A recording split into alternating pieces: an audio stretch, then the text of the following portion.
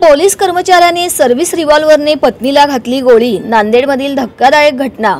Police कर्मचाऱ्याने आपल्या service रिव्हॉल्व्हरनेच आपल्याच पत्नीला गोळी घातली आहे। या हल्ल्यात पत्नीचा मृत्यू झाला आहे।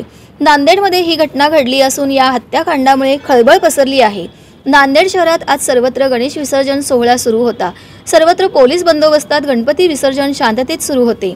त्यावेळी पोलीस अंमलदार अफझल पठाण हे विमानतळ पोलीस ठाण्यातील गुन्हे शोध पथकात कार्यरत आहेत। पठाण आपल्या घरी धनेगाव येथील आयडियल कॉलनीत सायंकाळी 6 वाजता पोहोचले। पठाण यांनी आपल्या शासकीय बंदुकीतून आपल्याच पत्नीवर गोळीबार केला। या गोळीबारात पठाण यांच्या पत्नीचा जागेवरच मृत्यू झाला।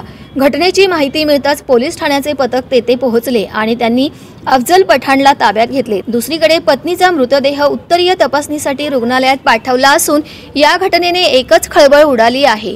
पठाण यांनी असे का केले याचा तपास पोलीस सध्या करीत आहेत।